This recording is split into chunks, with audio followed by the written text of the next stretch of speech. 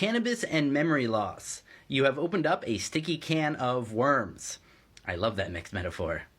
By the way, I'm starting to do canon education for CV Sciences, so if you want to support me, go give them a follow. The link will be in the comments. So you've got a double-edged sword with cannabis and memory, because most certainly, THC especially, causes memory loss acutely.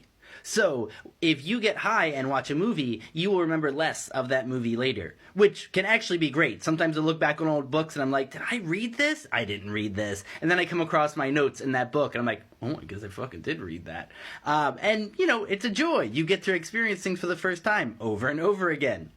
The problem is, does this cause long-term harm to memory? And it's such an incredibly hard thing to study that I don't think anyone really knows the answer to that. But we do know that THC, and even more so CBD, are very, very protective of the brain. And so I think a lot of the fears here tend to be about use in the elderly who are already dealing with memory issues. And so, yes, at the studies I see of the elderly, it seems like when they use cannabis, they have short-term memory impairment, like we all do. But in the longer term, they seem to have somewhat or slightly sharper memories because of the general brain protection going on from the cannabis.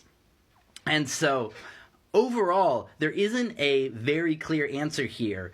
But I think that the data is pointing towards acutely you have a memory loss, and in long term you have a little bit of memory protection.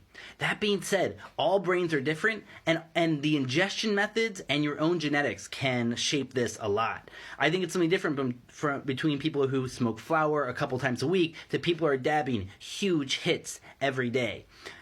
In addition, the CB1 receptor specifically, the one that mediates the psychoactive effects, everyone has there's a few different variants of the CB1 receptor. And so some people simply get more high from less weed.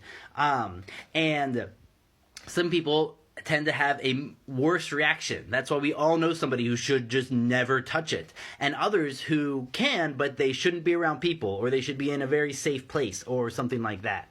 And so it's going to come down to something very personal. But overall, I don't think you're risking a large impairment of your memory, because the government and the National Institute for Drug Abuse have been looking for gotchas about the harms of cannabis. And as much money as they pumped into that, they haven't been able to show any huge impairments to memory. Does it impair memory some? Probably. Is it huge? No. Is alcohol worse? For sure. Alcohol just puts holes in your brain. Weed generally protects your brain. So, a sticky can of worms.